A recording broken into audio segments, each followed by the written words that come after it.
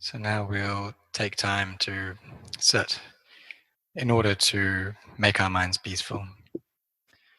So we can sit with our right leg on top of our left and our right palm, our right hand on our left palm. Or if that doesn't feel comfortable, then we can swap over and have the left on top of the right. That's fine as well. Establish the body so that it's sitting upright and straight, and keep the eyes closed but not firmly shut, just enough. We shouldn't try to force the breath, shouldn't try to make it too long or too short, but instead we just know the breath as it is. If it's short, then we know it, and if the breath is long, then we know that. We pay attention to the breath at the end of the nose, the tip of the nose, when the breath comes in. And then as it leaves, then we pay attention to the spot on our upper lip.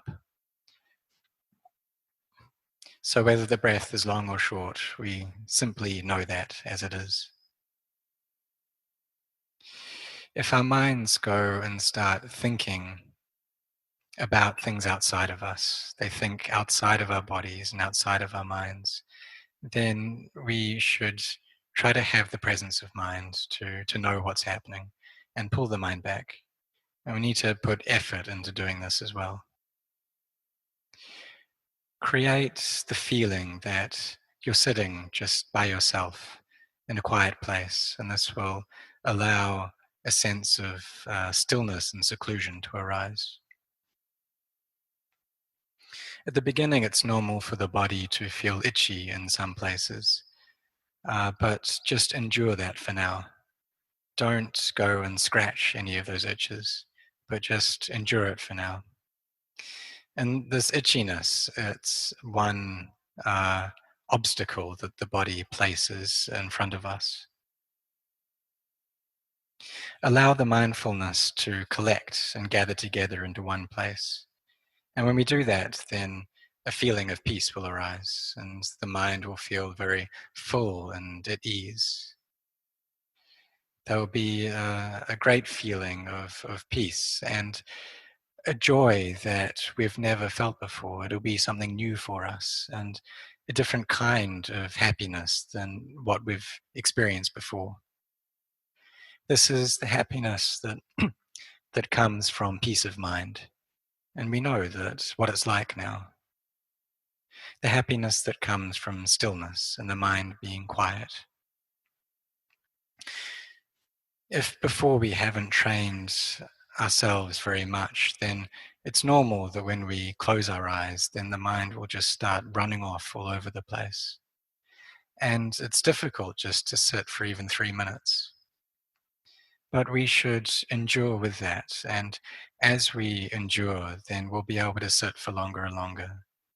Eventually, we'll be able to sit for 30 minutes. And then as we carry on going, we'll be able to make it to 1 hour. And we can then sit for an hour without feeling disturbed or annoyed. Sometimes there's the mind is in an unsettled place. It's feeling very uncomfortable and scattered. But you should just endure that until it calms down and you're able to feel at ease. As you carry on practicing, then one day you'll have to meet with the peace of the mind. Sometimes when the mind gathers into peace, then the body disappears altogether. Sometimes just different parts of the body. So maybe the hand will disappear or maybe our feet will disappear. But we should just know what's happening and not be interested in it. We should always pay attention to our breath and have our mindfulness there watching the breath come in and go out and have that as our foundation for the practice. If the body disappears, then there's often, or there's a feeling of great lightness that comes with that. Normally, we have a sense of having a body, But when the mind gathers into peace, then that whole sense of uh, having this physical form can just disappear. And the heart is very light and feels a great sense of ease. For some people, it feels as though the body is floating up into the air, and there's also a great joy and ease that comes from that. And this is the happiness that we gain through samadhi. So when this happens, what that means is the mind is starting to let go of its attachment to the body, and this is a temporary letting go of that attachment. And that letting go is a very skillful act. So we carry on practicing, and then after time, we'll be very skilled at this practice. We'll be able to make our minds peaceful and firm. And then from that place, we can use that as a basis for our contemplation and look into our bodies and try and find out what the drawbacks and the dangers of these physical forms are. When we have a body, then what we've got is something that has been conditioned. It's a sankhara. It's something that has causes and conditions which make it arise. And so once it's been born, then it has to undergo certain things. It has to get old, it has to degenerate. And that's simply the nature of things that have been born. When we have various sense organs, then we'll need to receive senses through those organs. So we have an eye, and then we'll need to receive forms through that eye. When we have a brain, then there'll be thoughts that occur. And there are also different diseases that come from the various parts of our bodies. So when we have a heart, then there are diseases of the heart. When there's a liver, there's a kidney, we have intestines. There are different diseases that affect these different parts of our bodies. And the same with our bones. There are even diseases of the bones. So when these things start to degenerate, that's when illnesses come up and can arise very easily. When we look into the body in this way, then we'll be able to see that it really does have drawbacks and it is a dangerous thing. And when we perceive that with clarity, we'll have a sense of being fed up with it, of being bored, of relieving or expelling the desire for these bodies. So there was a time during the Buddha's time when the Buddha told Venerable Ananda to go and tell Venerable uh, Kilamantara, I think, Kilamantan, to go and contemplate his body because he was very sick at that time. So the Buddha taught him to use the Dhamma to overcome his illnesses, to see into the nature of these bodies and to contemplate that nature. And as he looked over that and saw that clearly, his mind became empty and his body became free of illness. So we can do the same. When we are ill, then we should contemplate into the nature of conditioned uh, formations and try to accept that these things are not permanent, that they change, that what we have is only temporary. And these things, they will have to leave us at one point. So our possessions, we are able to share them. We can give them away and we can spread them out. But the pain that we feel, we're not able to share that. So when we're born into the world, then we have to meet with these things, and that's just the way it is. This is the nature of the world. And so different people in this world have different statuses. Some people are very wealth and some people are very poor. And so some people, they're able to afford very expensive cars. And for the poor people, they have to ride on a bus. But really, whether anyone is riding in an expensive car or they're sitting on the public bus, they're all traveling to the same destination, which is old age, sickness, and death. So whether people have a lot of wealth or whether they don't, it's really just the same. We say that there are differences between people, but this is just looking at things in a conventional way.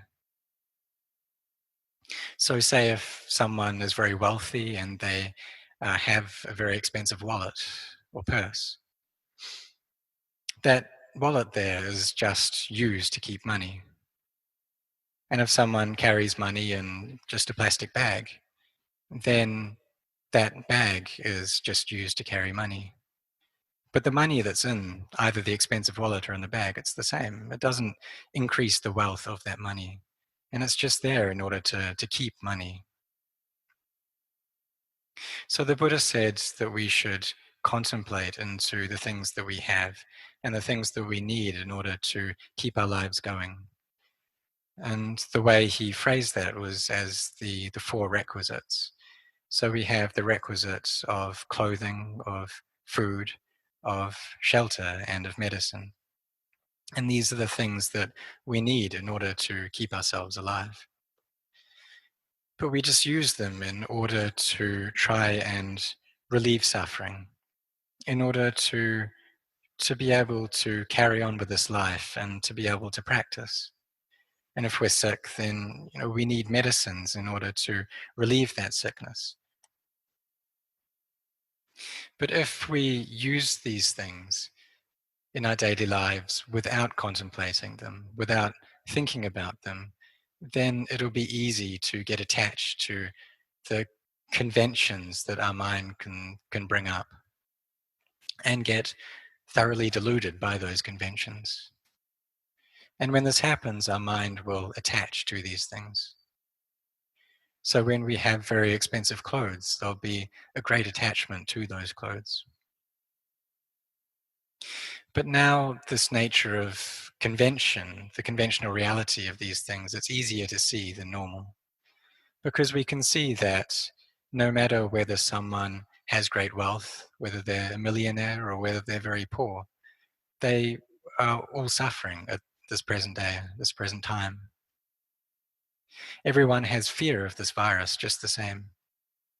And it's actually the rich people who have even more fear, because those who are poor, they don't have much to lose. And so there's not much to fear because they're already poor. They know what it's like to be poor. But for the rich people, they've got a lot to lose. Some people, when they get very deluded, when ignorance arises very strong, then they even commit suicide because of the hardships. And some people try and relieve the situation by stealing or cheating. And so now this world is in a very dark state, and the minds of people in the world are very dark. So we need to try and find wisdom. This wisdom then will allow us to be able to contemplate the things in our lives and understand their true importance. Understand that we don't need all that much from the physical things. So we just take food in order to be able to carry on with our lives. And we just have enough in terms of shelter, in terms of the clothes that we use. So when we look into the drawbacks of these bodies, we see that because we have a body, then we need these four requisites. We need food, we need clothing, we need shelter, we need medicine. And even if we get sick and we have the best medicines and we're able to relieve that sickness, at some point we're going to get sick again. Even if we take very good care to avoid the COVID virus, we're going to meet with some other illness at some time. And at one point, our life is going to have to end. So no one in this world is safe from death. The Buddha had to pass away into Nibbana, and his enlightened disciples also had to pass away. And so for us, there's no hope that we'll be able to escape from death. There's no way that we'll be able to stop old age, sickness, and death. There's nothing there that can prevent them from coming to us. So we can see that old age, sickness, and death are the strongest forces in the world. So all of us will have to die for sure. We can view our lives as being like a drama. And this world at the moment is like a drama. And so these dramas that we watch, they have different episodes and many different things happen in them, but none of it's real. So the world at the moment is just like a drama that's going on, and none of what's going on is real. It's just arising and ceasing, arising and ceasing. Some people are playing or they're acting in a very wealthy drama. There's a wealthy person in a drama, and some people are acting as a very poor person. But in the end, everyone in these dramas, all of the actors, they will die. So in the drama of the world, it all ends in death. It's important to understand the nature of karma, of our actions. And as we understand that, then wisdom will be able to arise in our minds. When we contemplate and give rise to wisdom and do this frequently, then we will at some point be able to see into the Dhamma. And the seeing of the Dhamma is very important. So we should try and practice a lot. And especially for the monks, it's important to do a lot of practice. Because at this time, the lay people are going through much difficulty. Their lives are, in general, very tough. And especially for the people who work in hospitals, the medical workers, the doctors, the nurses, they have to put in long hours, and their work is dangerous at the moment, but they're doing it in order to help others. So for us practitioners, we should be practicing a lot at this time. We shouldn't just eat until we're full. We shouldn't just sleep a lot until we feel full. But we should really be putting in effort. Because if we do this, if we sleep a lot, then we'll just feel drowsy throughout the entire day. So we put in effort because we see into the danger of birth and what comes with birth, with old age, sickness, and death. So now there's this virus that's in the world, and um, there isn't the medicine to treat it. But everyone should be very careful. Um, but some people, even though they are very careful, they still get this virus all the same because they have the karma there to get it.